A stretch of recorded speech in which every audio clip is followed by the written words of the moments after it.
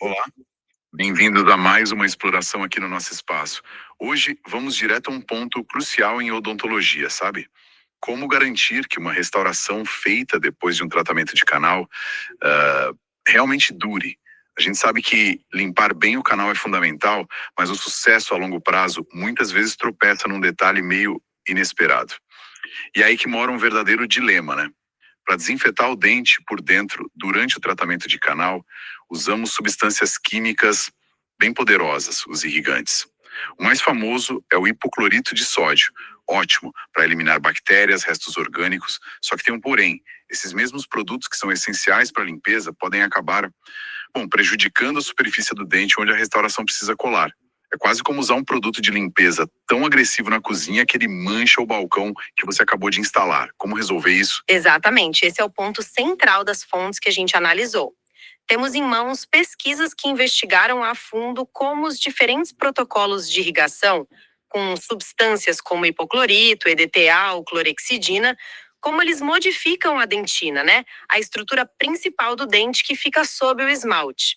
E, mais importante, esses estudos testaram uma técnica que parece promissora para contornar esse problema, o chamado selamento dentinário imediato, ou SDI.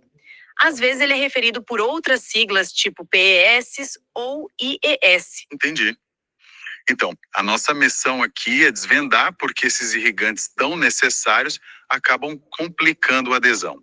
Entender como funciona essa ideia do selamento imediato. E, claro, ver o que a ciência diz sobre a eficácia dele para melhorar as restaurações pós-tratamento de canal. Vamos mergulhar nisso. Ok, antes de mais nada, por que a gente precisa tanto desses irrigantes na endodontia? Bom, eles são multitarefas. Matam bactérias lá dentro do canal, dissolvem restos de tecido que infeccionou, sabe? Lavam a sujeira que a instrumentação produz e removem a tal smear layer, que é uma camada de resíduos que cobre tudo. Os principais atores nesse processo que as fontes destacam são o hipoclorito de sódio, o NaOCl, o campião de uso, o EDTA, que dissolve a parte mineral dessa smear layer, às vezes o EADP, o primo mais suave do EDTA, e a clorexidina, a CHX, usada por alguns pela sua ação antibacteriana que dura mais tempo. Só que essa limpeza potente tem um custo, né? Especialmente para a dentina da coroa do dente, onde a restauração final vai ser colada. O hipoclorito de sódio, o NaOCl, por exemplo, ele é ótimo para dissolver matéria orgânica, mas isso inclui o colágeno, que é a armação proteica da dentina. Uma das fontes descreve que o NaOCl deixa para trás uma superfície alterada, mais mineralizada, mais pobre em colágeno, quase como uma casca mineral fantasma. Isso não é nada bom para adesão. Nossa, uma casca mineral fantasma. Isso já soa bem problemático. Quer dizer que o adesivo não tem mais onde agarrar direito? Exatamente. O colágeno exposto forma uma rede onde o adesivo penetra, criando uma ligação forte, a chamada camada híbrida. Se o NaOCl degrada essa rede, bom, a base da adesão fica comprometida. E não é só isso. O NaOCl também libera muito oxigênio na superfície da dentina. Pensa nesse oxigênio como um contaminante para a reação química que endurece os adesivos e resinas. Ele atrapalha essa reação, a polimerização. É como tentar, sei lá, acender um fósforo num vento forte, a chama não pega direito. O resultado, comprovado nos testes de força de adesão das fontes 3 e 4, é uma ligação mais fraca e com mais falhas. E olha, quanto maior a concentração do NaOCl e o tempo que ele fica em contato, pior o estrago. Entendi. Então, o principal limpador acaba meio que sem querer sabotando a superfície para colagem. E os outros irrigantes, tipo o EDTA? O EDTA e outros quelantes, como o HEDP, agem na parte mineral.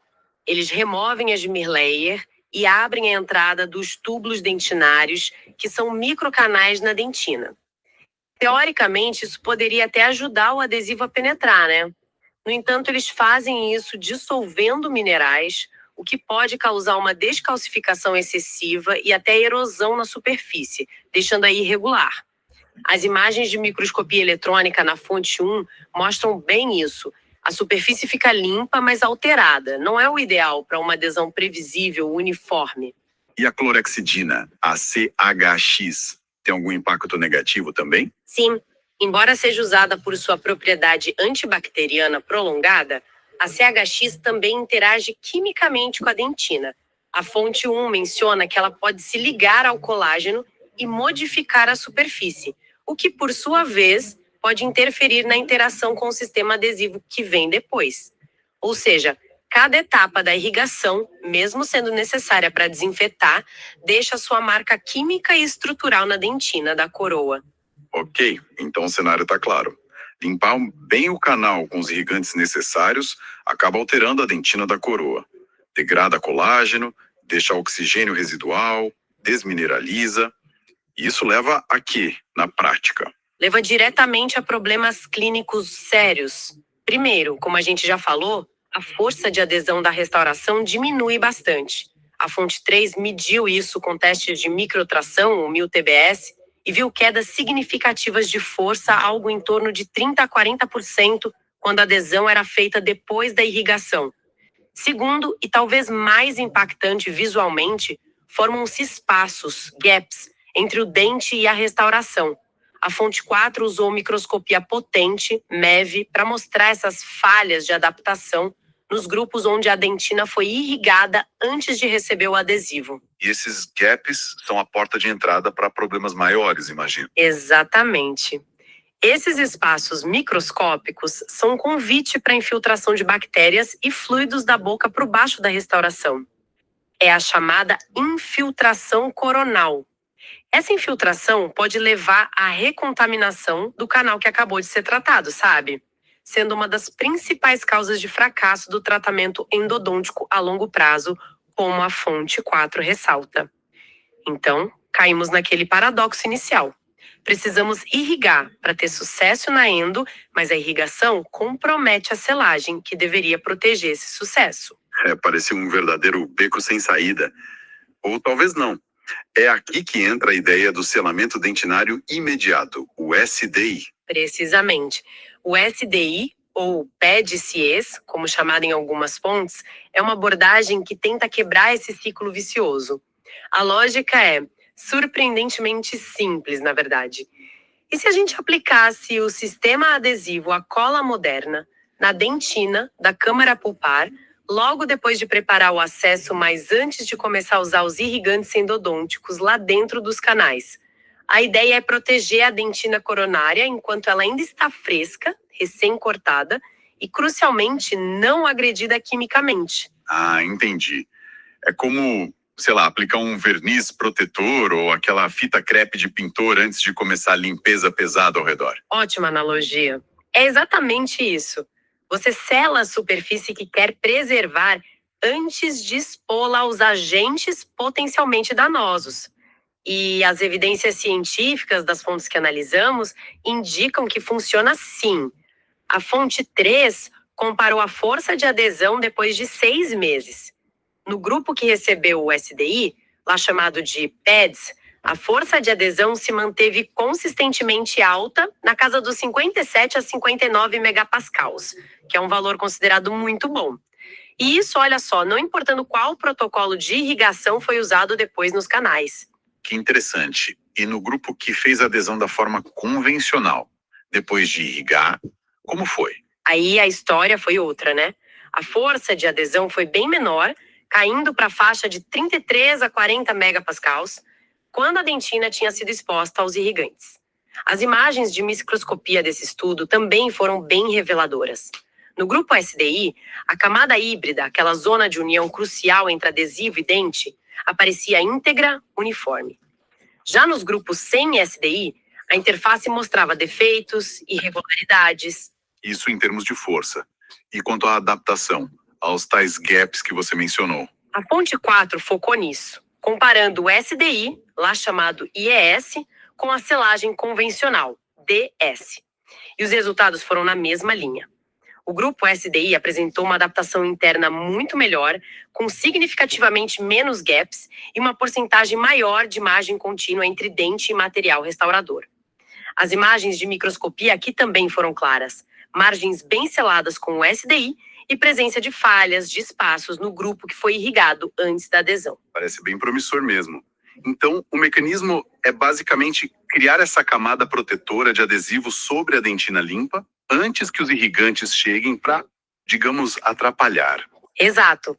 Você cria a camada híbrida, que é tipo o aperto de mãos molecular entre o adesivo e a dentina nas condições ideais, sobre uma superfície não contaminada quimicamente. Essa camada adesiva, depois de endurecida com luz, fotopolimerizada, age como um escudo, sabe? Ela protege a dentina que está embaixo dos efeitos negativos dos irrigantes que virão depois nos canais. A degradação do colágeno pelo nalcele, a inibição pela oxigenação, a desmineralização pelos quelantes, tudo isso que a gente viu que prejudica a adesão. Faz todo sentido. E tem algum detalhe prático interessante nesses estudos sobre como fazer o SDI na clínica? Sim, tem sim. A Fonte 4 trouxe um achado útil. Eles testaram aplicar uma fina camada de resina composta sobre o adesivo já endurecido, para proteger essa camada adesiva, durante a endodontia, né? E compararam usar uma resina mais fluida contra uma mais espessa, mais regular. E, curiosamente, a viscosidade dessa resina protetora não fez diferença significativa na qualidade final da adaptação interna. Isso dá uma certa flexibilidade clínica na escolha do material para essa etapa, o que é bom. Legal, então, pensando no dia a dia do consultório, o que esses achados significam? O SDI seria uma mudança de protocolo recomendável, então? Olha, com base nessas fontes, parece que sim. O SDI surge como uma estratégia mais previsível para conseguir uma boa adesão e, consequentemente, aumentar as chances de sucesso ao longo prazo das restaurações em dentes tratados endodonticamente. Ele resolve aquele conflito fundamental entre precisar desinfetar quimicamente e precisar de uma superfície dentinária íntegra para colar a restauração. Tá. Então, poderíamos talvez esboçar um passo a passo prático para implementar o SDI, baseado no que foi descrito nesses estudos? Como seria isso na clínica? Seria algo mais ou menos assim. 1. Primeiro, o profissional prepara o acesso à câmara pulpar, como de costume, para iniciar o tratamento de canal. Normal. 2. Em seguida, é crucial limpar bem as paredes e o assoalho dessa câmara. A Fonte 4 usou algodão com etanol 95% e jatos de ar, por exemplo. O importante é remover qualquer resíduo. 3. Um passo-chave: proteger a entrada dos canais radiculares para que o adesivo não escorra para dentro deles. Pode-se usar cones de gutapercha curtos, como sugerido na Fonte 4, ou alguma outra barreira temporária que funcione bem. 4. Com os canais protegidos, aí sim aplica-se o sistema adesivo escolhido. A Fonte 4 usou um do tipo autocondicionante nas paredes e assoalho da câmara, seguindo à risca as instruções do fabricante. Aplicar primer, depois o bond adesivo e fotopolimerizar. Logo depois, aplica-se uma camada fina, coisa de 0,5 milímetro, de resina composta fluida ou regular, já que vimos que a viscosidade não pareceu crítica sobre o adesivo endurecido. E fotopolimeriza de novo. Essa camada de resina funciona como uma capa protetora para o adesivo durante o resto do tratamento. 6. Agora, remove-se com cuidado a proteção da entrada dos canais. 7. A partir daqui, segue-se com o tratamento endodôntico propriamente dito. Instrumentação, irrigação com os protocolos necessários, NaOCl, DTA, etc. A diferença é que a dentina da câmara pulpar já está selada e protegida. 8. Finalmente, depois de terminar a endodontia, obturar os canais, aí parte-se para a restauração definitiva. Essa restauração vai aderir sobre aquela camada de resina composta aplicada lá no passo 5. Entendi.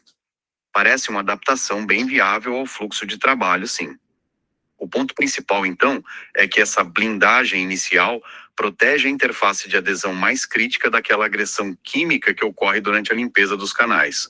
Uma mudança na ordem dos passos que pode fazer uma grande diferença no resultado final. Muito interessante. Então, para a gente amarrar nossa conversa de hoje, a irrigação é indispensável na endodontia, não tem como fugir disso, mas os produtos químicos, principalmente o hipoclorito de sódio, podem sim comprometer a adesão das restaurações. O selamento dentinário imediato, o SDI, surge como uma solução inteligente. Aplicar o adesivo antes da irrigação, protegendo a dentina. As fontes que a gente explorou mostram que isso leva a uma adesão mais forte, melhor adaptação da restauração e potencialmente uma maior durabilidade do tratamento como um todo. Exato. E para quem nos acompanha e busca entender os porquês por trás dos procedimentos, acho que essa discussão ilustra bem como a ciência busca otimizar cada detalhe. Reconhecer essa tensão entre desinfecção eficaz e preservação da superfície para adesão ajuda a valorizar técnicas como o SDI. Não se trata de abandonar a irrigação, que é essencial, óbvio, mas sim de proteger o terreno onde a restauração vai ser construída antes que a limpeza pesada necessária aconteça. É um ajuste estratégico, né? Perfeito. E para finalizar, como sempre, deixo uma provocação para a gente refletir, conectando com algo que as fontes também mencionam, ainda que de leve.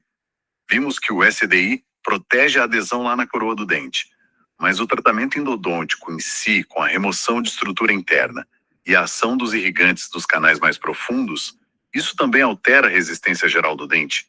Pensando nisso, mesmo com uma selagem coronária perfeita garantida pelo SDI, até que ponto essas alterações mais profundas ainda influenciam o risco de fratura do dente a longo prazo? Será que o SDI é a peça que faltava para garantir a longevidade desses dentes? Ou ele é uma parte fundamental de um quebra-cabeça maior, que envolve também como a gente lida com a fragilidade estrutural pós-endodontia?